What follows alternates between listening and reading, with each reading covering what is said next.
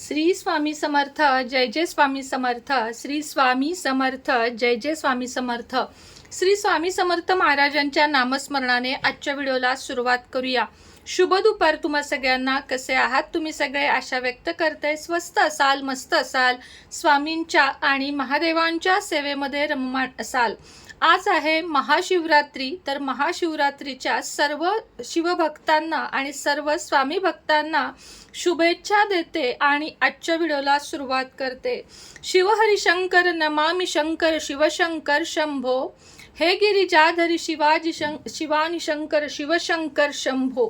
तर चला, आजच्या व्हिडिओमध्ये मी तुम्हाला आज संध्याकाळी म्हणजेच प्रदोषकाळी करण्याच्या काही सेवा आणि उपाय सांगणार आहे.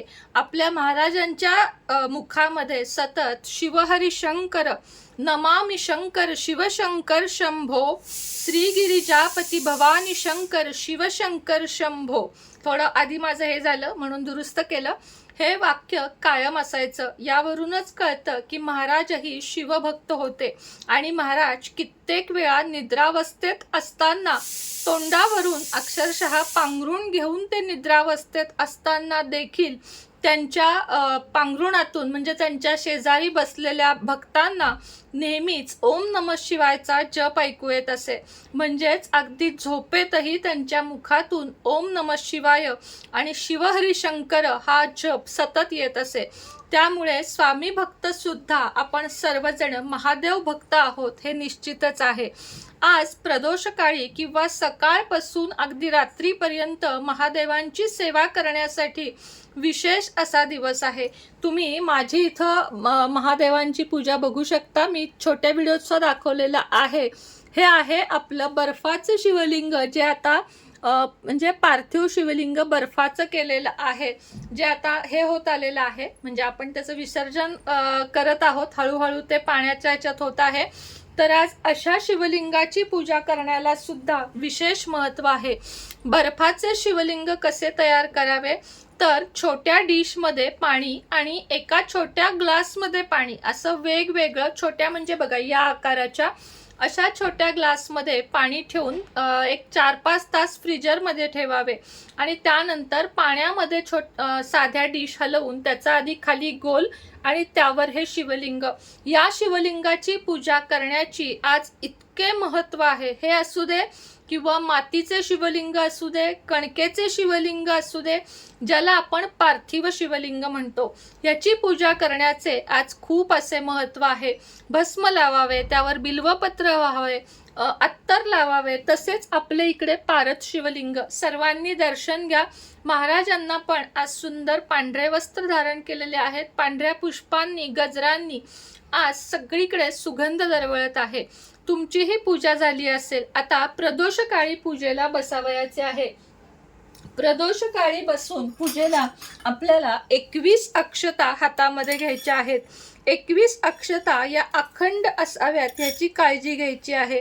अशा पद्धतीच्या बघा, अशा पद्धतीच्या 21 अक्षता आपल्याला मोजून घ्यायच्या आहेत. आता या आहेत 3, 2, 5, 3, 8, 9, 10, 11, 12, 13, 14, 15, 16, 17, 18. तुम्हाला करूनच दाखवते. 19, 20, 21. आता या झाल्या 21 म्हणजे हे काय आपण म्हणतो, याला अक्षता म्हणतो आपण ह्याला. आता या ओल्या करायच्या. ओल्या करताना सगळ्यात आधी थोडेसे पाणी घ्यायचे आपल्या हातामध्ये आणि या ओल्या करायच्या. अशा पद्धतीने हे बघा, अशा पद्धतीने नुसत्या ओल्या करायच्या. कारण शिवलिंगावर ना काहीच कोरडं असं व्हायचं नसतं, कायम ओलं करून व्हायचं असतं. तर या शिवलिंगावर अर्पण करा किंवा या शिवलिंगावर एक एक अक्षता घेऊन ओम नमः शिवाय, ओम नमः शिवाय, ओम नमः शिवाय, ओम नमः शिवाय, ओम नमः शिवाय, ओम नमः शिवाय, ओम नमः शिवाय, ओम नमः शिवाय, ओम नमः शिवाय, ओम नमः शिवाय, ओम नमः शिवाय, ओम नमः शिवाय, ओम नमः शिवाय, ओम नमः शिवाय, ओम नमः शिवाय, ओम नमः शिवाय, ओम नमः शिवाय, ओम नमः शिवाय, ओम नमः शिवाय, ओम नमः शिवाय, ओम नमः शिवाय, ओम नमः शिवाय. अशा पद्धतीने आपल्याला 21 अक्षता वाहून घ्यायच्या आहेत. 21 अक्षतांचे महत्त्व आहे, कारण आधीच आपल्या महादेवांना पांढरा रंग खूपच जास्त आवडतो आणि पांढऱ्या अक्षता असतात त्या देखील, म्हणजे अखंड अक्षता महादेवांना खूप प्रिय आहेत.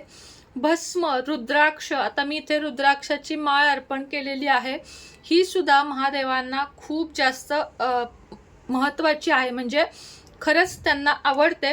त्याच पद्धतीने एक तुपाचा दिवा, समई, तेलाचा दिवा लावावा. त्यानंतर शिवस्तुती, कैलास राणा शिवचंद्रमौळी ही शिवस्तुती आपल्याला म्हणून घ्यायची आहे. आणि शिवलीलामृतातला 11वा अध्याय आता मी सकाळीच वाचला, संध्याकाळी वेगळ्या सेवा करणार आहे, त्यामुळे मी सकाळीच पठन केला. तर 21 अक्षतांचा हा उपाय आज संध्याकाळी अवश्य करा. त्याच पद्धतीने आपल्याला कापूरदाणीमध्ये कापूर घ्यावयाचा आहे. आपली नेहमीची जी कापूरदाणी असते त्यामध्ये आपल्याला अशा पद्धतीने कापूर घ्यायचा आहे. कापूर घेतल्यानंतर त्यामध्ये आपल्याला 3 लवंग, आता महादेवांसाठी 3 लवंग अशा पद्धतीने त्यामध्ये घालायच्या आहेत. आणि हा जो कापूर आहे तो प्रज्वलित करायचा आहे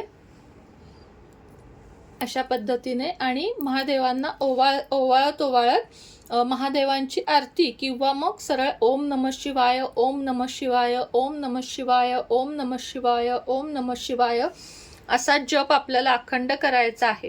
आता या ज्या लवंग असतात ना त्या राहतातच बघा, अशा पद्धतीने शिल्लक राहतात. मला बरेच जण म्हणतात, म्हणून आज तुम्हाला प्रत्यक्ष दाखवते. तर या तयार राहतात ना, ह्या अशा थोड्याशा चुरायच्या आणि ह्याचा फक्त ना एक ठिपका आपल्या मस्तकी लावायचा आणि बाकी आहेत ना त्याच्या उरलेल्या त्या अशा शिवलिंगावर घालायच्या. हे बघा, अशा पद्धतीनं. आणि मग दुसऱ्या दिवशी हे सर्व निर्माल्यात घातलं तरीही चालतं. तर हे जे 2 उपाय आहेत, आजचे उपाय, ते खास आपल्या आजच्या महाशिवरात्रीचे आहेत आणि हे प्रत्येक घरात घडावेत अशी माझी इच्छा आहे. आता आज ज्यांना ज्यांना आजच्या मुहूर्तावर पारद शिवलिंग, स्फटिक शिवलिंग किंवा पितळी शिवलिंग यातलं काहीही हवं असेल, आता पारद आपल्या पूजेमध्ये आहे बघू शकता, स्फटिकाचे हे शिवलिंग आहे आणि पितळेचे असे कुठलेही, म्हणजे पितळेचे म्हणजे अष्टधातूचे, असे कोणतेही तुम्हाला पाहिजे असेल तर आजच्या शुभ मुहूर्तावर प्रदोष काळामध्ये अभिषेक करून तुमच्या नावे दिले जाईल. बाकी सगळ्यांच्या ऑर्डर गेलेल्या आहेत शिवलिंगाच्या. तुपाच्या वातीच्या 1-2 ऑर्डर राहिल्या आहेत, पण त्या आता कुरिअर बंद असल्यामुळे राहिल्या आहेत. पण ज्यांना पारद शिवलिंग आणि स्फटिक किंवा आपले कोणतेही शिवलिंग हवे असेल अष्टधातूचे, त्यांनी आजच्या आज खाली दिलेल्या नंबरवर व्हॉट्सअप मेसेज करावा. एकदम ओरिजिनल, जे कधीही काळे पडणार नाही असे शिवलिंग आपल्याकडे उपलब्ध आहे. ओरिजिनल पारा आणि चांदी. आजच्या शुभ मुहूर्तावर प्रत्येकाने आपापले पारद शिवलिंग नक्की नक्की बुक करा, कारण हे आयुष्यभरासाठी आहे. जरी तुमचे पैसे गेले तरी पण हे खूपच प्रभावी आहे आणि आयुष्यभरासाठी आहे. पारद शिवलिंगावर किंवा कुठल्या शिवलिंगावर कधीही गरम पाणी किंवा गरम दुधाचा अभिषेक करू नये, तो महादेवांना आवडतही नाही आणि शिवाय पारद शिवलिंग फुटण्याची शक्यता असते. पारद शिवलिंग हे अतिशय गुळगुळीत असते, त्यामुळे हातातून निसटण्याची पण शक्यता असते. त्यामुळे पूजा करताना अतिशय प्रेमाने हळूवार पूजा करावी, म्हणजे आपले महादेवाचे जे शिवलिंग आहे ते पडण्याचे, फुटण्याचे, म्हणजे आजच्या दिवशी तर कधीच घडू नये कुणाकडून, पण घडण्याची शक्यता होऊ नये म्हणून तुम्हाला व्यवस्थित माहिती देते. तर चला, आजच्या व्हिडिओमध्ये इतकंच. पुन्हा भेटेन नवीन व्हिडिओसोबत, नवीन विषयासोबत. तोपर्यंत तुम्हा सगळ्यांना श्री स्वामी समर्थ, श्री शिवाय नमस्तुभ्यम, ओम नमः शिवाय.